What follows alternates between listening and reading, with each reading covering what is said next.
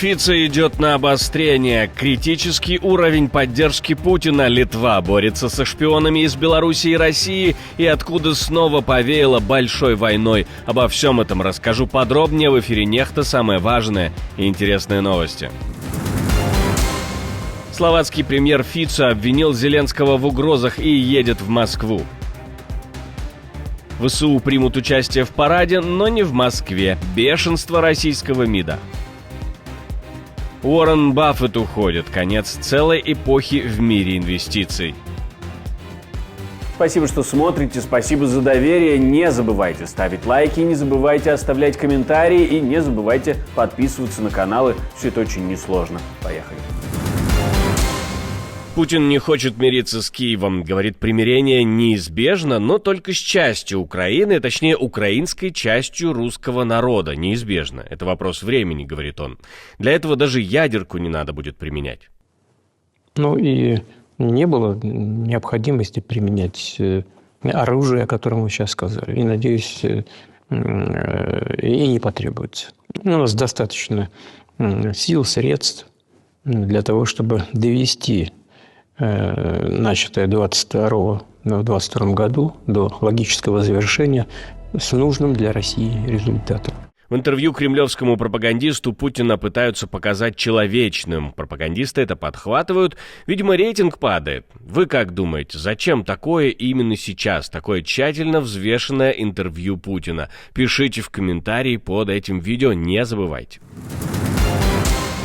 Кремль снова переворачивает все с ног на голову. В Москве информацию о том, что ВСУ примут участие в параде Победы в Европе в Лондоне, встретили с негодованием и оскорблениями в адрес союзников. Мол, как так? У Кремля праздник забирают. Ведь победили только они, а если кто-то другой говорит, что победил тоже, тогда они фашисты. Такого не было почти 90 лет со времени знаменитого марша по Кейбл-стрит, позорной страницы английской истории, когда колонна активистов Британского союза фашистов Освальда Мосли получила официальное разрешение пройти маршем через Ист-Энд в октябре 1936 года. В центре Лондона в понедельник пройдет военный парад ко Дню Победы в Европе, и рядом с британскими солдатами в нем примут участие украинские военнослужащие. Впервые плечом к плечу на главной улице британской столицы под звуки марша и грохот самолетов. Британия отмечает 80-летие Победы, напоминая, за что идет война сегодня. Один из тех, кто на парад таки не поедет, словацкий премьер-министр Роберт Фицо. И теперь он запрещает Зеленскому себе угрожать. Он обращается к китайскому президенту, к бразильскому президенту, он обращается к президентам, главам государств и премьер-министрам стран, где живут сотни миллионов людей с посланием «Не едьте туда, осторожно, потому что мы, Украина, что-то вам сделаем». Так не делается. Я отказываюсь принимать такие угрозы под предлогом безопасности. Я полностью уважаю, что безопасность участников — это внутреннее дело Российской Федерации. Но если господин Зеленский думает, что его крики приведут к тому, что иностранные делегации не приедут, то он глубоко ошибается.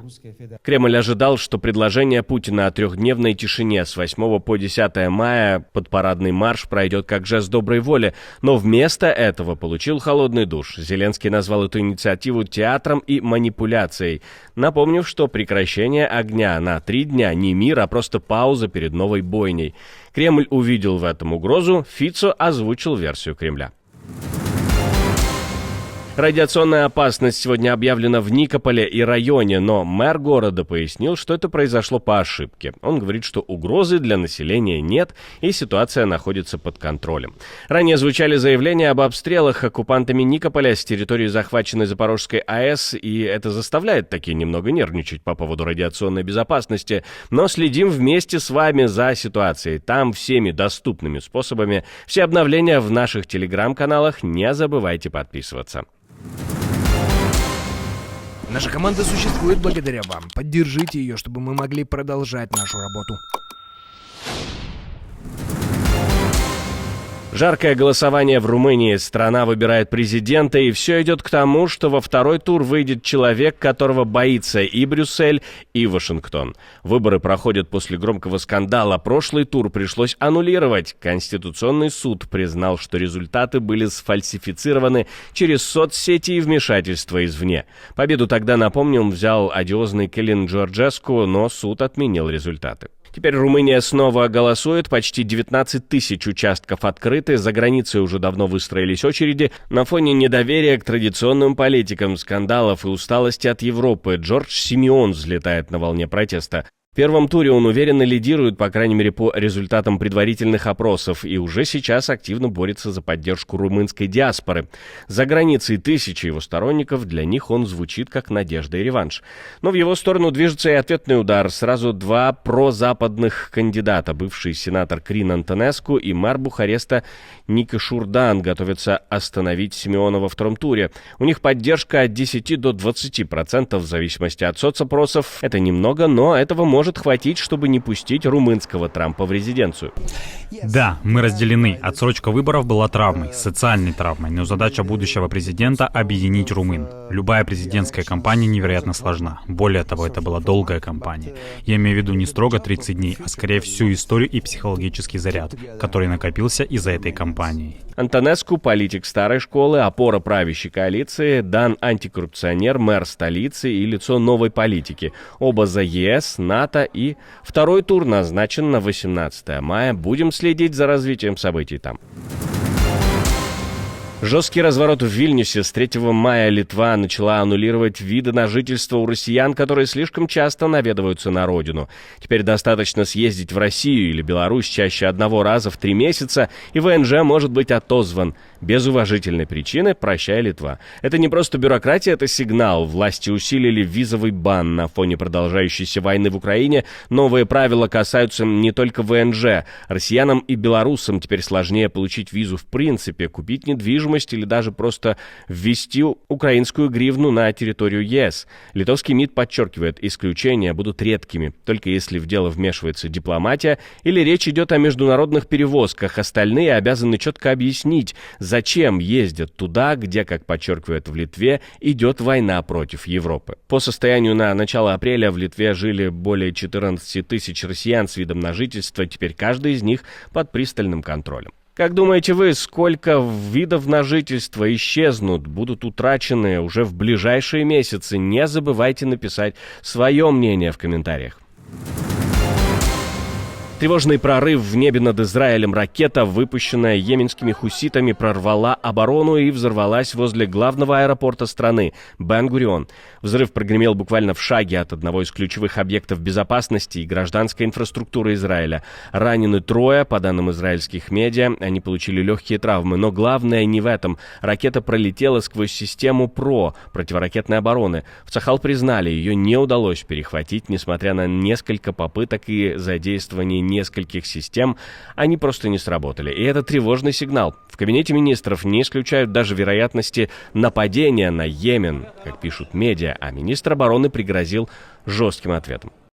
Кто причиняет нам вред, мы ударим по ним в 7 раз сильнее. Будем ждать заявлений и заседания военного кабинета, действий со стороны Израиля. Следите за нашими выпусками, а также я призываю вас выражать свое мнение тут, в комментариях, советы, мысли, все, что приходит по этому поводу в голову, пишите. Индия перекрыла воду Пакистану. После теракта в Кашмире Нью-Дели ударил по самому больному месту. После кровавого теракта, в котором погибли 26 человек, в основном мирные туристы, Индия перекрыла воду через дамбу Баглихар на реке Ченаб. Этот шаг уже называют одним из самых резких за последние годы. Он напрямую затрагивает Пакистан и может сорвать хрупкое равновесие между двумя ядерными державами. Речь идет не просто о плотине, это удар по водным артериям, от которых зависит сельское хозяйство и жизнь миллионов людей в Пакистане. Индия заявила, что приостанавливает действие Индского договора, подписанного еще в 1960 году. Именно этот договор десятилетиями предотвращал водные войны между странами, несмотря на постоянные конфликты. Исламабад не раз обвинял Индию в том, что она нарушает права и лишает соседей воды. Десятки обращений к арбитражу, давление через Всемирный банк, дипломатические войны – все это уже было, но сейчас ставки выше. Индия, судя по всему, решила действовать в лоб в ответ на теракт, который стал последней каплей. Эпоха уходит. Уоррен Баффет, которому 94 года и которого называли оракулом из Омахи и иконой мирового инвестирования, заявил, что покидает пост гендиректора Berkshire Hathaway. После 60 лет у руля один из самых влиятельных бизнесменов планеты передает управление. Это конец целой эпохи на Уолл-стрит. Баффет объявил об этом неожиданно в самом конце 5-часовой сессии вопросов и ответов перед тысячами акционеров в Небраске. Вопросов он больше не принимал, сказал коротко и ясно: пора, Грег Абель станет генеральным директором компании в конце года. Даже сам Абель, сидевший рядом, узнал об этом прямо на месте и был явно ошарашен. Еще накануне Баффет критиковал Дональда Трампа. Стал ли именно Трамп причиной неожиданного ухода, непонятно. Я упомянул в годовом отчете, что фискальная политика в США меня пугает, потому что она устроена так, как устроена. Все это ведет к действиям, которые могут навредить деньгам. Но это не только в США, это по всему миру. Мы наблюдали, как в последние или первые 100 дней, называйте как хотите, люди пытаются избежать фискальных рисков. Баффет в хорошем здоровье, но передвигается с тростью. До последнего он утверждал, что не уйдет, потому что слишком любит игру, искать, куда вложить деньги, и не собирался останавливаться до последнего дыхания. Но, похоже, он все-таки решил завершить свою игру по собственным правилам. Спасибо, что смотрите, спасибо за доверие. Не забывайте про лайки и комментарии, не забывайте подписываться на канал и про кнопочку «Супер спасибо» тоже не забывайте. На этом у меня все. До встречи и хороших вам новостей.